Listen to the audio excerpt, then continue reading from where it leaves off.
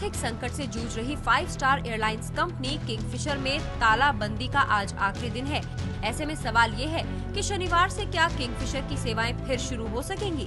इस बीच किंगफिशर की ओर से कर्मचारियों से काम पर वापस लौटने को कहा गया है। कर्मचारियों से कहा गया है कि अगर कंपनी का काम नहीं शुरू होगा तो हालात सुधरेंगे नहीं। कंपनी के सीईओ की ओर से कर्मचारियों से की गई अपील में कहा गया है कि हमें हालात को सुधारने के लिए आपकी मदद की जरूरत है।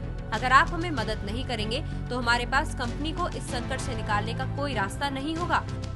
पिछले करीब 6 महीने से सैलरी न मिलने से किंगफिशर के इंजीनियर हड़ताल पर चले गए थे।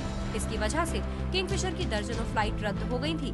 यात्रियों की दिक्कतों के बाद डीजीसीए ने किंगफिशर को नोटिस जारी किया था।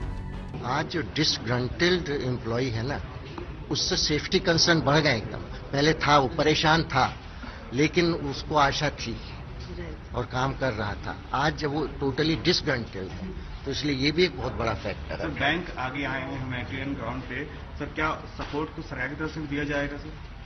अब जो मैंने तो अखबारों में पढ़ा है, बैंक ने ये कहा है कि जो इनके खातों पे रोक लगी हुई थी, जो 80 करोड़ करीब सर्विस टैक्स था, उसमें से कुछ हिस्सा वो देने के लिए तैयार है। लेकिन आज सवाल ये तो है कि इतने दिनों की सैलरी देते हैं। पूरा सवाल ये है कि आगे ये अपने ऑपरेशंस को चलाएंगे कैसे।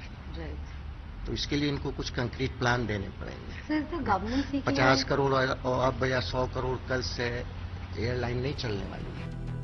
किंगफिशर ने कहा है कि हमने 12 अक्टूबर तक तालाबंदी का ऐलान किया था और अब हम उम्मीद कर रहे हैं कि 13 अक्टूबर से हम फिर काम शुरू कर सकें। हालांकि किंगफिशर की ओर से कर्मचारियों की सैलरी के बारे में कोई ठोस भरोसा अब भी नहीं दिलाया गया है। कर्मचारियों का कहना है कि 7 महीनों से उनकी सैलरी नहीं मिली है और कंपनी की ओर से उन्हें ये भी भरोसा नहीं दिलाया गया कि उनका बकाया कंपनी कब तक देगी। ऐसे में इस बात की उम्मीद कम ही नजर आ रही है कि किंगफिशर की सेवाएं कल से फिर शुरू हो सकेंगी।